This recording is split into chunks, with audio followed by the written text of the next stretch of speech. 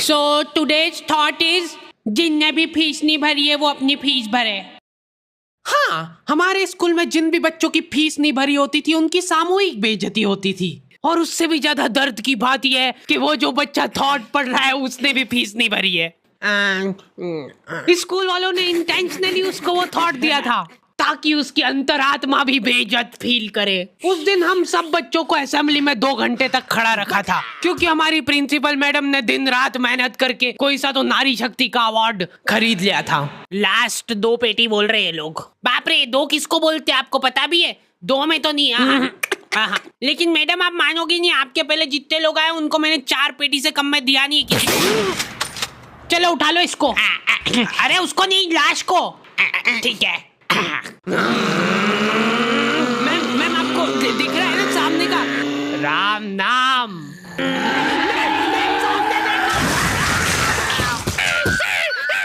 उस दिन हमारे स्कूल में अवार्ड के सेलिब्रेशन के लिए अलग तैयारियां चल रही थी। तो और मतलब पढ़ाई लिखाई कैसी चल रही है अपने फिर? हैं कुछ हेल्प वगैरह लगेगी क्या? अरे मैम का स्केच। हाँ, हार्डी को बोला तो था। मैं स्कूल में स्केचेस का धंधा करता था, 100 रुपए प्रति स्केच और लड़कियों का फ्री में।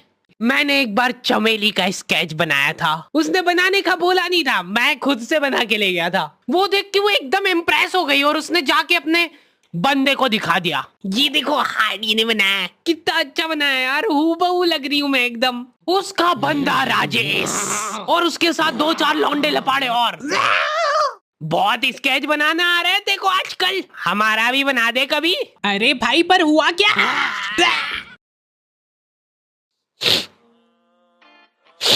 मैं रोते हुए एक ही चीज सोच रहा था कि ऐसा क्या गलत कर दिया यार मैंने। सिर्फ आई लव यू चमेली तो लिखा था मैंने।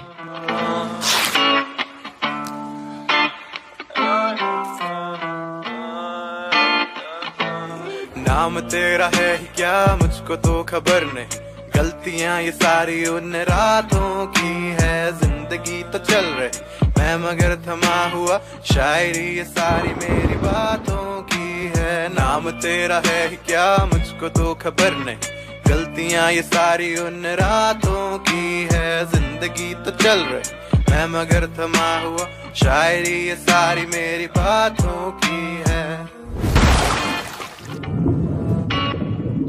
ये क्या बना के लाए हो? मिट्टू लग रहा है एकदम। निकलो। ड्राइंग वाली मैडम ने मेरे को प्रिंसिपल मैडम का स्केच बनाने का बोला था और मैं अपनी जिंदगी का सबसे वाहियात स्केच बना के ले गया क्योंकि फ्री में बनवा रहे थे मेरे से। मैम अब फ्री में तो ऐसा ही मिलेगा। असेंबली ग्राउंड में सारे कैदियों को हाइट वाइज खड़ा करा जाता था और जो भी बच्चा प्रेयर के बीच में आंखें खोलता था या हिलाडुली करता था, पसीना पोंछ रहा था वो बेचारा। प्रेयर खत्म होने के बाद हमारे आसपास लाशें पड़ी होती थी। असेंबली से क्लास तक का फासला बहुत कठिन होता था कुछ बच्चों के लिए। ओए रोक इधर, तेल क्यों नहीं डाला? सर वो मेरे घर पे जो कोई भी तेल लगा के नहीं आता था उसको घसीट के काल कोठरी में फेंक देते थे लोग और वहीं पे 25 लीटर वाली सोयाबीन तेल की केन उसके ऊपर ढोल देते थे। सर मैं कल डाल के बेचारे बच्चे फिर भी जैसे तैसे अपने क्लासरूम तक पहुंच रहे हैं और वहाँ पे टीचर के आते पते ही नहीं है। उनकी अलग मीटिंगें चल रही है ऑफिस में। अच्छा चलो बताओ कि अपन इन बच्चों को और किस तरीके से लूट सकते हैं। मेरे पास एक आइडिया है। देखो अपन क्या है कि एक प्रोजेक्टर लगवाते हैं एक ही क्लास में। कैदी को क्लास में कोई संभालने वाला नहीं होता है तो ये अपने जंगली पने पे उतर ही आते हैं।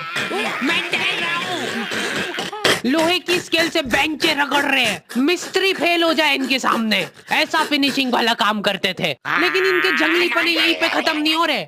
2 लौंडे उठे और उन्होंने उनकी बेंच उठा के खिड़की से बाहर फेंक दी। अब उनको देख के बाकी बच्चे भी क्लास का सारा सामान उठा के खिड़की से बाहर फेंक रहे। और क्यों कर रहे हैं ये सब वो इनको खुद को नहीं पता है। मैम शायद बाहर छोड़ो, इधर ध्यान दो ना आप। तो अपन ये जो प्रोजेक्टर लगवाएंगे इसको अपन नाम देंगे स्मार्ट क्लास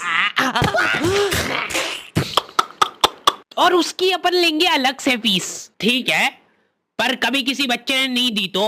अरे भूषण जी, फीस पेरेंट्स देते हैं, बच्चे नहीं। 1 हफ्ते में 1 पीरियड लगता था स्मार्ट क्लास का, जो बच्चों को स्मार्ट बनाने के लिए काफी था। पॉपकॉर्न लाया था ना तू आज? हाँ। खोल टिफिन। मूवी चलेगी अभी मूवी। ये लोग ऐसे बैठे कि अभी लड़की आके मुजरा करेगी इनके सामने। जिन भी बच्चों ने वो एक्स्ट्रा फीस नहीं भरी होती थी उनको वो 1 पीरियड के लिए क्लास के बाहर जाना पड़ता था। ये सब हरकतों में ही 10-15 मिनट निकल जाते थे। उसके बाद टीचर आके जैसे ही प्रोजेक्टर चालू कर रही है उसकी आधी स्क्रीन जने का सीलिंग पे ही चढ़ रही है। तो अब उस स्क्रीन को फिक्स करने के लिए एक एक्सपर्ट आदमी को बुलाया जाता है। हाँ सही सोच रहे हो भूषण।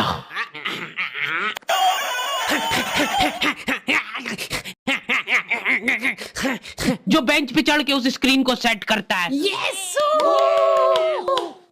और जैसे ही प्रोजेक्टर चालू होता था पीरियड ही ओवर हो जाता था। और जो गरीब बच्चे बाहर खड़े थे उनमें से गलती से एक ने क्लासरूम में झांक लिया। क्या देखा तूने? है क्या देखा? मैम कुछ नहीं, बस एक लाइट जलती हुई दिख रही थी मेरे को। 10 रुपए लगेंगे तूने जो 1 सेकंड देखा है उसके। ये सुविधा के कारण हमारे स्कूल के बच्चे इतना स्मार्ट बन गए थे ना। एक बार एक बच्चे को गुस्सा आया तो वो प्रोजेक्टर की डिस्प्ले केबल उखाड़ के ले गया घर। और अफसोस उस दिन के बाद कोई भी बच्चा स्मार्ट नहीं बन पाया। मैम जल्दी चलो ऊपर एक केस हो गया। हमारे स्कूल में आए दिन कुछ न कुछ केस होते रहते थे लेकिन ये केस थोड़ा पेचीदा था। हमारी क्लास के किसी बच्चे ने लव लेटर लिखा था चमेली को और वो लग गया टीचर के हाथ। तो ये अब केस बन चुका है पूरे स्कूल का। सारे टीचर लोग अपने काम धाम छोड़ के उस मुजरिम को पकड़ने में लग गए। जो टीचर लीव लेके छुट्टी मनाने गए थे वो आधे रास्ते से पलट के आ गए थे। ये सर आ गए।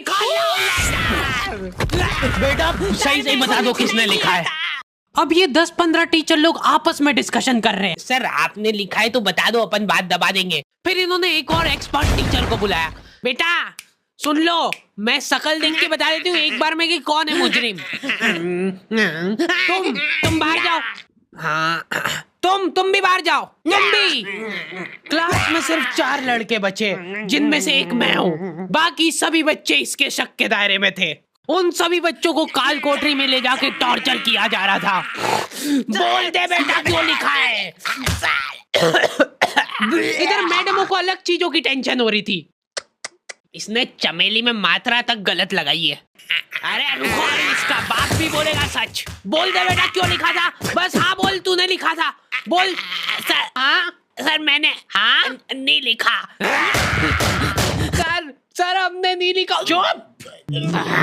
बोल सच बोल। अभी भी मौका है, बोल दे। बोल दे कि तूने नहीं लिखा सर। मरना ही आज मतलब तुमको। मुंह खोल।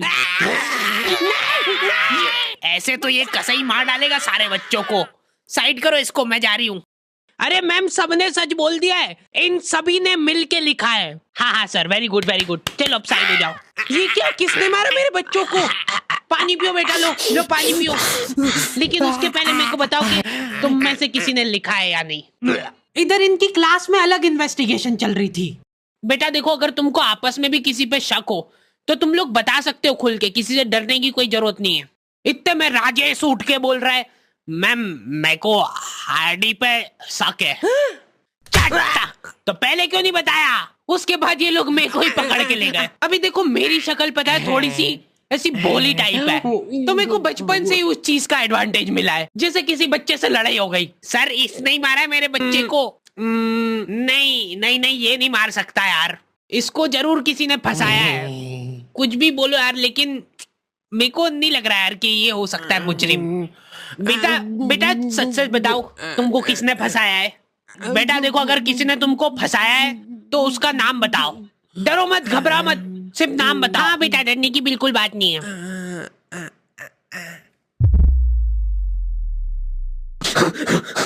राजेश कौन है? सर मैं। बस उसी दिन राजेश मेरे को आखिरी बार दिखा था,